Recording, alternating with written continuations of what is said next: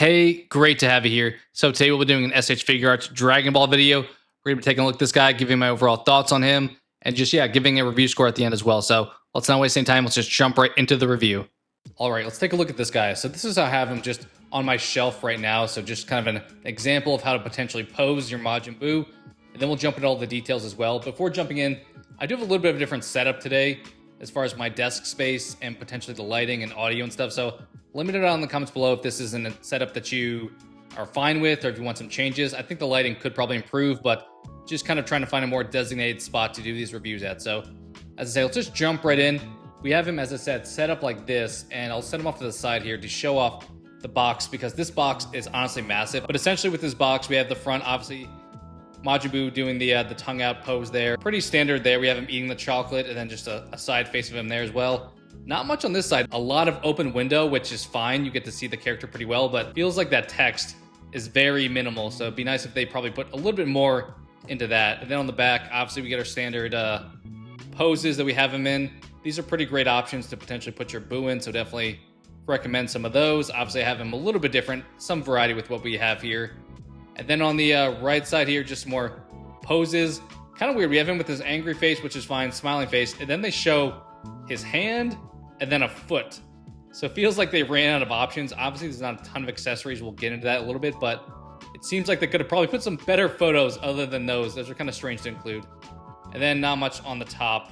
Honestly, put like some of these on the side instead. We do also have one of the, you can kind of see it back there, the actual handout pamphlets giving the instructions. They kind of moved to doing those just on the side of the box on the inside flap, but this being an older release, I'm assuming that's why this one probably has that paper still. So as I kind of mentioned there, this guy's a bit of an older release, but they just did a re-release, which is why I was able to grab him, thankfully.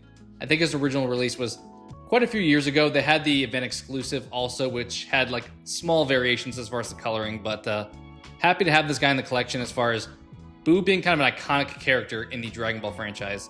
So jumping into the review here, as usual, we'll kind of do the three areas that I focus on: the aesthetic, the accessories, and the articulation. So starting off with the aesthetic here, I think just standardly on your shelf like this is Majin Buu. Like this fully captures what the character looks like. It is a little strange with his waistline. You're having like this gapping in the thigh area, but with this big of a character, it's kind of, you have to do something to make it so you can still have articulation, but still somewhat look like the character's design. So I don't totally fault him for that. It does look a little bit strange with some poses.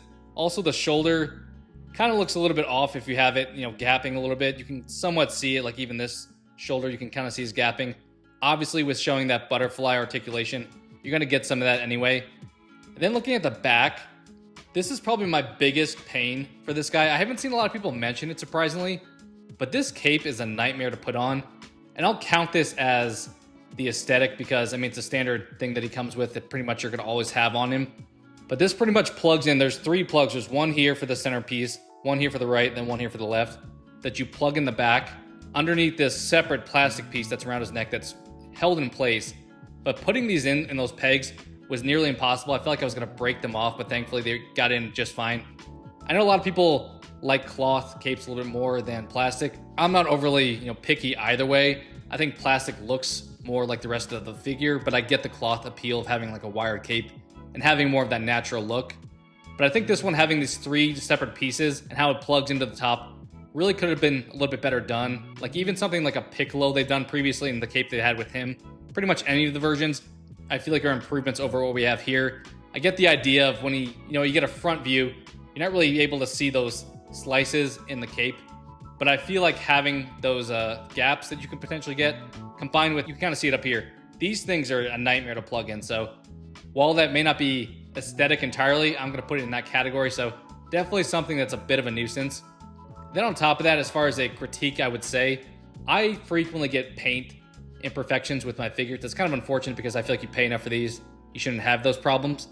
But this guy seems like he has a big paint rub issue. So not only may your character come with pre-existing paint defects, his paint rub is very possible to take place. They even mentioned in the instructions, having like the belly piece, especially with this black paint here, if you move his chest at all or his stomach at all, it pretty much is going to be making contact there. You can pretty well see I already have some black spots and I just got this guy, so There's a lot of paint rub potential with him, unfortunately, which is definitely a downgrade to, over time that's going to become a problem. If you're doing different poses, especially, I mean, even the minimal stuff I've done, you already get that. I know the cape also made some contact up there, so you got to be careful when putting this guy together. And even if you do everything right, you're still going to potentially have some of those paint problems, essentially. So I think beyond that, though, he does pretty much meet what I expect for a Majin Buu as far as aesthetic and what he should look like as a character. And for a score for this one, I'm a little bit torn because, as I said, I think you have him on your shelf and you don't really do much with him. He's great, but some of those issues with the paint rub and the cape complications, I think do bring the figure down a little bit. So I think this guy probably aesthetically falls between a 7 or an 8. Maybe we'll say 8. We'll be generous here and say 8 for aesthetic for this guy because he is pretty much what I'd expect. He's kind of a hollow guy. You can't really tell on camera, obviously, but how big he is, he's pretty much hollow. That makes it so it's easier weight-wise because these small legs surprisingly hold up extremely well. So just for awareness there as well. So then jumping into accessories. So for this guy, he's kind of, limited when it comes to actual accessories that come with him. I know his accessory options are a little bit wider if you gather other figures.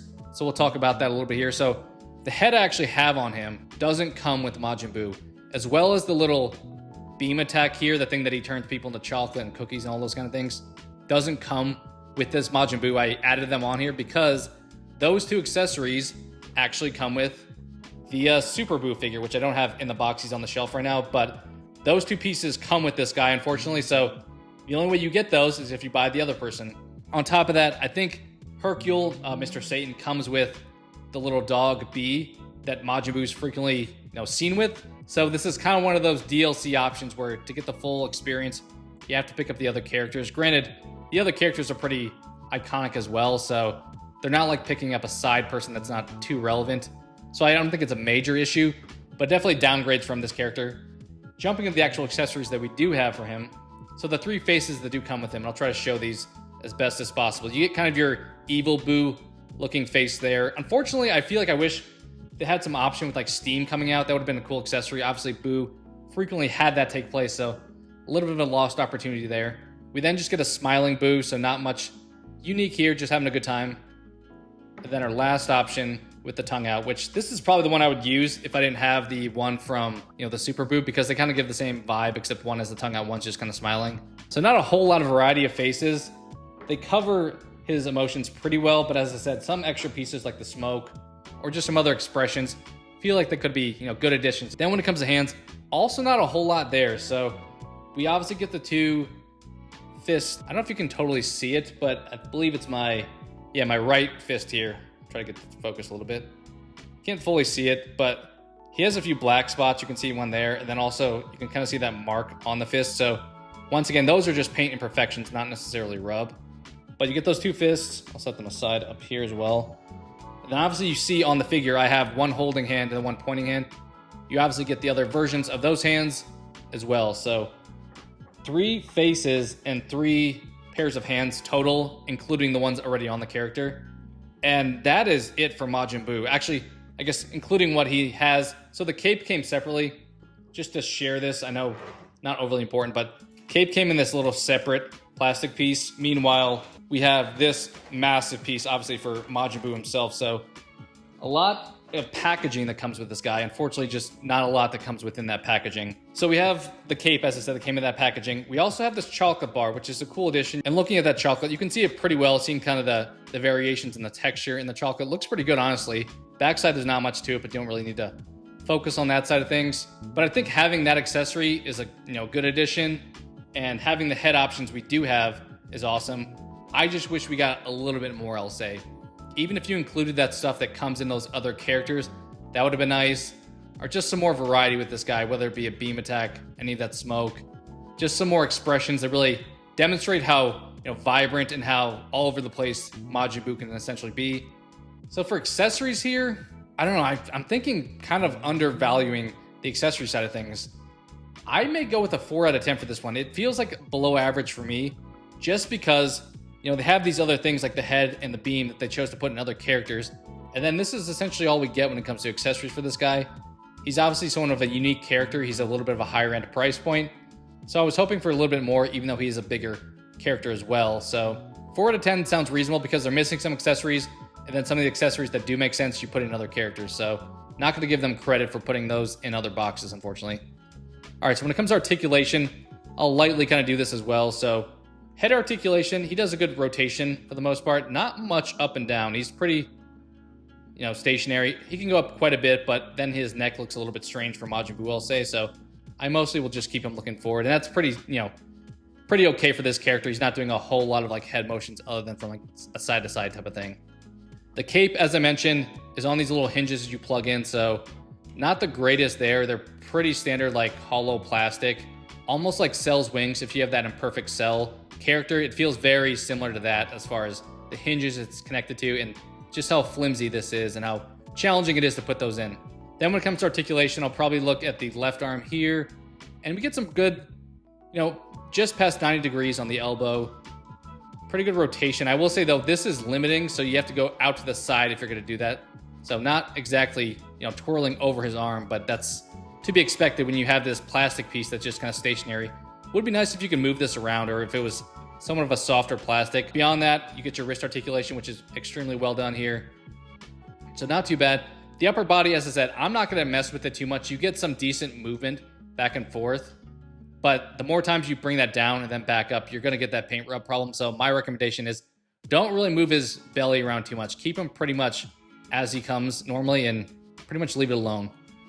Then when it comes to the hips, so my right leg, left I guess on the screen here, this one feels like it's making contact on the inside a little bit more than the other side. So this one goes up pretty much straight out, splits extremely easily. This one, you probably can't hear it, but it's definitely connecting to where when I'm trying to put this leg out, it feels like it doesn't want to go, and I can eventually force it, but there's a point of resistance there. So it works essentially, but there's definitely some contact being made there within the plastic that's not intended, I would say. I don't think the hips should be a major issue because this one does do pretty much everything you'd want. It just rotates within that thigh piece there.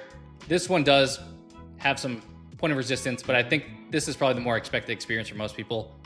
As far as the knee, it's okay. I mean, it's kind of gappy if I'm being honest, so it doesn't aesthetically look the greatest.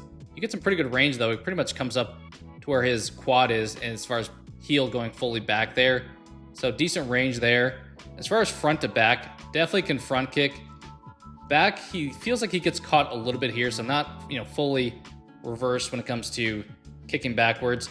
Although if you put this guy with his legs forward, it's kind of funny. You can essentially have him just sitting down because, the rest of his body pretty much just holds his weight up just fine. So some other option there you can do with him. Ankle, decent. It's pretty standard. There's not a whole lot of rock to it, but there's rotation that is just fine. Toe articulation, I feel like when I looked at this earlier, it was not the cleanest. Let's take a look here. Mine's a little bit challenging to push forward. It also feels like that's making contact there, and the piece right here is not flush. That feels like that shouldn't bend down lower than the rest of the foot, but you can see it's definitely going a little bit beyond that. So not the greatest toe articulation. I don't think I'm gonna really use it with this guy, but it feels very restricted when it comes to options there. Let's look at this side too. A little bit better movement, but we once again get that piece sticking down, so not a flush point of contact with the foot. So a little bit weak when it comes to the feet. Ankles are okay. Hips mostly fine minus that issue. Upper body, you're kind of restricted by this cape, and then the cape is somewhat of a nightmare to deal with as well. Neck is mostly okay. The elbow and shoulder, you can see that gapping, which isn't ideal, but I think it's mostly okay if you're, positioning him well enough that's not super in sight. But beyond that, I think this guy mostly does the job well here. Obviously, as a big guy, articulation can be challenging, although they do a pretty good job when it comes to articulation for some of the bigger characters. I thought I remember, I don't have him, but Dodorio is one that I feel like has pretty good range of motion for somebody bigger. So they seem to do a pretty good job at finding a way to maximize articulation with some of these bigger characters. So for an overall score for articulation here, some of the issues I mentioned, I think don't make it super great, but I think it gets, the job done for the most part. I'm going to say a 6 out of 10, so slightly above average, but not necessarily a wow factor for this specific character. He's pretty stationary from this part of his body. His belly's not moving a whole lot. You don't want to do that because of the pain problem. So I'm going to say 6 out of 10. I think that's a fair score. Kind of recapping things. Aesthetic for this guy, we said 8 out of 10. Accessories, we said 4. Maybe that was a little harsh. But then the articulation, we said 6 out of 10. So I think overall, reviewing Majin Buu as a character as far as the score for this guy goes, I think a solid 6 out of 10 makes sense. I tend to care most about aesthetic as far as some of the other categories when it comes to some of these characters, especially somebody like Buu, who's not doing a whole lot of combat. He's pretty much stationary as far as what you'd have on your shelf, and he's doing stuff like this. He's laughing, he's having a good time, he's intimidating you, he's doing all kinds of stuff. So I think for the most part, this is how I'm just gonna have him on the shelf. So I think 6 out of 10 works for this guy. What do you think overall? If you have this figure, what are your thoughts on this character? Or if you don't have him, is he somebody you're interested in picking up? We'd love to hear all your thoughts on S.H. Figuarts and Majin Buu here. Thank you so much for watching, and I hope to talk to you again soon.